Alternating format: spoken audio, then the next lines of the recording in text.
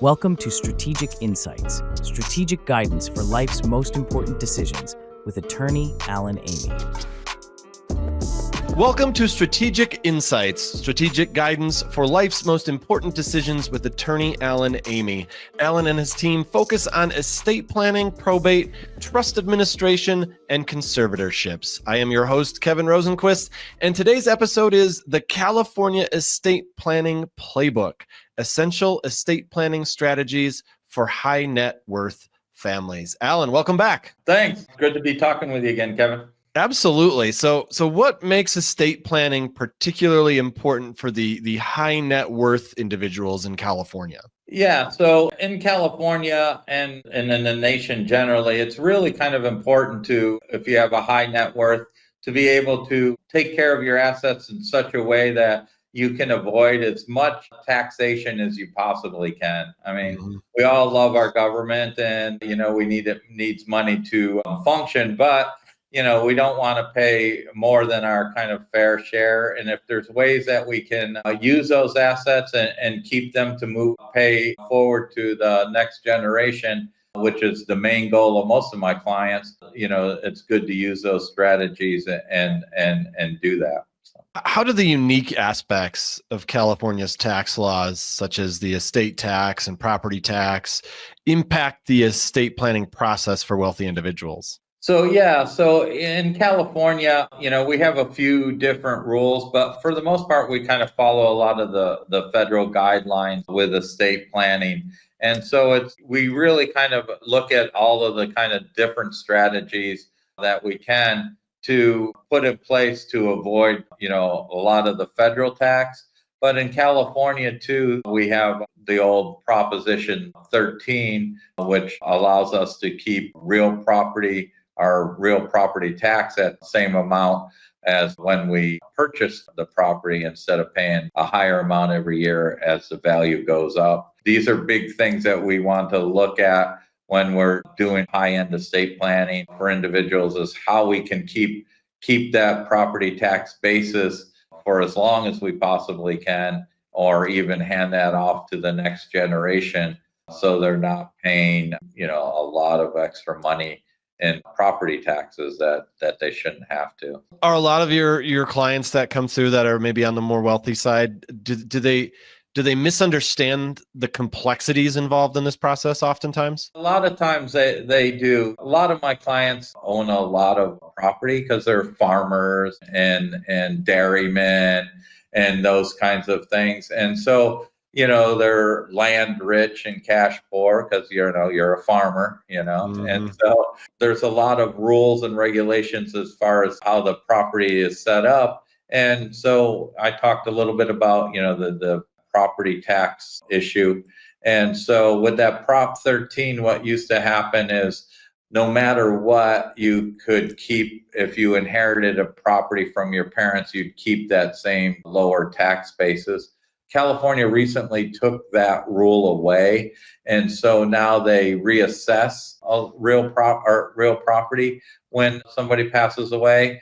And so you could have a farmer who has 40, 50 acres of almonds that mom or grandpa or grandma bought that property back in the 30s or 40s or 50s. They were paying maybe a few $1,000s on that land, and now when dad dies and leaves it to his son, the tax basis on that property goes from a few $1,000s to, it can go up to $1 million a year in the tax, just because the value of the property has gone up so much and it's getting in there. So we really have to kind of look at different strategies to be able to keep as much of that property tax basis as you can on those things. Plus, the estate tax of limits and those kinds of things, how you can pass that on without having to pay any kind of estate tax and those kinds of things. Is there an inheritance tax too? No, not necessarily here in California. The way that it works, we follow kind of the current federal estate tax limit. But we use a lot of those kinds of strategies that we have there. And, there's gifting strategies and the use of different irrevocable trusts and stuff that we can use to be able to really kind of limit that kind of exposure on those kinds of estate tax things. Yeah, can you expand on that a little bit? That was my next question. I was wondering how, people with some money can use estate planning to minimize those taxes. Right. So, the current estate tax limit right now is like $13.61 million. That actually amount's supposed to be sunsetting at the end of 2025 unless Congress renews it. And at that time, if they don't renew it, it'll drop down to about $7 million. A lot of the strategies for this year for my high-end clients is we want to kind of take advantage of that higher estate tax limit this year in case it does sunset next year. And so you can use different gifting strategies to gift it to the next generation and use that gift tax exemption. There's the thing that's called depreciated valuation on a property. And so say you own, a sky-rise building, it's worth, millions of dollars. And so if it's owned by one person, then that valuation of that property is, can be 20, 30 million.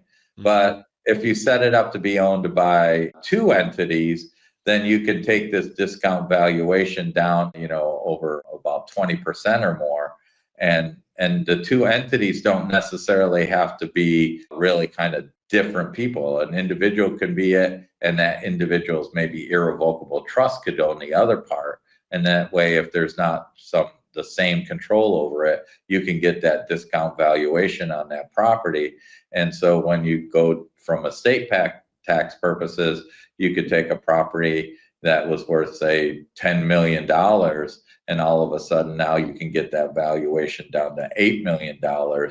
And, it gives you more room on your estate tax limit and saves you on the estate tax. So. Can you talk more about the irrevocable trusts and how they play in wealth preservation? Irrevocable trust is a lot like its separate company or an entity, but it has to be done in a very, very particular way, because when you set up an irrevocable trust, you want it set up in a way that the individual who's setting it up still has some sort of control over what's in the trust, but yet has enough control that you get what's called the step-up basis on the property when they pass away. And so it's really kind of this tightrope that you're walking on these different IRS rules to be able to take advantage of kind of as many of these tax benefits that you possibly can and still maintain as much control as you can over the property.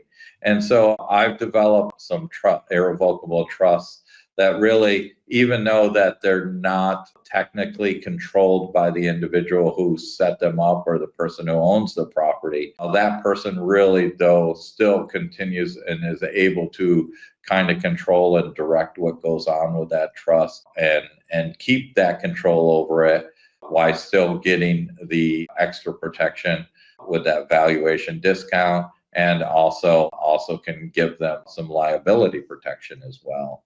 So because it is its own separate entity, if that individual gets personally sued, they can't really get at the assets actually that are even in that irrevocable trust if it's set up properly. What steps can wealthy individuals take to protect their assets from potential lawsuits or creditors, both during their lifetime and after they pass? Like I was saying, those irrevocable trusts can play a huge role in those kinds of things. That's good for the creditors too. Yeah, and that's good for the creditors as well. There's different LLCs that we can set up to really kind of help with that kind of strategy as well. So, there's all of these kind of different things that we can use to kind of help protect individuals to make sure that they're meeting their goals and protecting their assets as much as possible. So, because you never know in today's environment what could happen. So. Absolutely.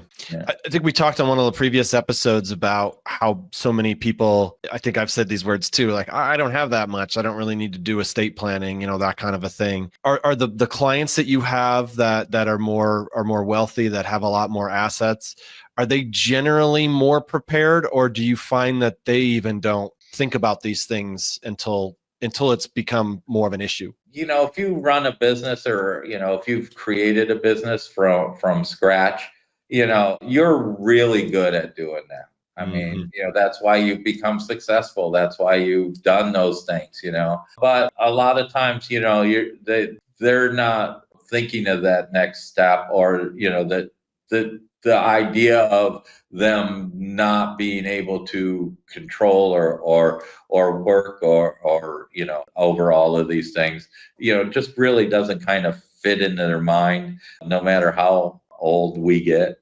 We always think we're still the best, right? Yeah, sure. And so, a lot of times they don't, they don't really start planning it. And for high-end clients, starting early is the main key on doing all of that, because if you have a lot of assets, your plan can be really, really complicated.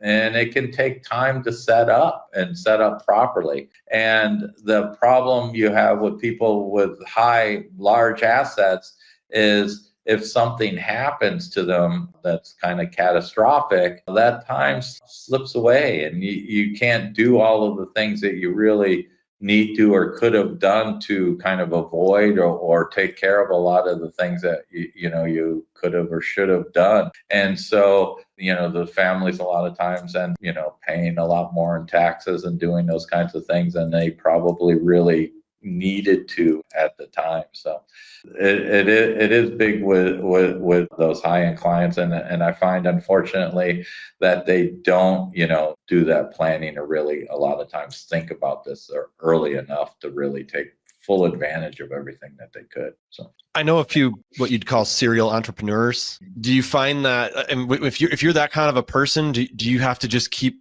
revisiting your estate plan, kind of regularly? I know who you're talking to, and I have a lot of friends that way myself. It just seems like, wait a second, you just did a great job with this business, and now you're going over here and you're doing, and it turns out great, and they're some awesome. people they just want to keep going. Yeah, exactly. And it's important for them, because one of the things that I really love about estate planning in general, but my high-end clients especially, is that each one of them is a bit different, and the assets they have is a little bit different. And so that the plan it has to be super kind of custom to them. Right. And when they go from one type of business to another type of business, the asset protection in this new business that they did and the estate plan for this new business that they have may be a little bit different than the one they had previously, and there may be other things they could take advantage of, or there may be, the stuff they had in their plan before wouldn't work quite as well in the new venture that they have. So it's important that when they change focus like that they come and see their estate planner, just to kind of make sure that they're using the best strategies they possibly can. For families with significant wealth that might be listening to our show, what is one piece of advice you would give to start their estate planning process? Well, I don't know if it's advice that I could give, but Ben Franklin, I think, probably said it best. If you fail to plan, you plan to fail. And so just starting early and getting that plan in place is what's kind of, I think, most important about that. To know that you're doing everything you possibly can to, protect this wealth that, my friends who are, like you said, are serial entrepreneurs, they work all the time, to get all that. I mean, it's not an easy, people on the outside oftentimes look at him and say, "Oh, look, he's just," but they don't know the hours and the months and the days that, it's like you live and breathe it. Right, exactly. Yeah. And so, so it's important to plan to protect all that stuff and then do it as early as possible. Okay. Yeah. That seems to be a theme. Get on it early. Plan ahead. Well, if you fail to plan, you plan to fail. That should have been the title of this episode. Yeah. All right. Well, thank you for tuning in to Strategic Insights, Strategic Guidance for Life's Most Important Decisions with attorney Alan Eighmey. To connect with Alan, head to strategic-law.com, and please like and subscribe to our channel and leave us a review in the comments. Alan, always great to see you. Thanks for being here. Awesome. Thank you, Kevin. Thanks for watching. Be sure to hit that like and subscribe button and leave us a review in the comments.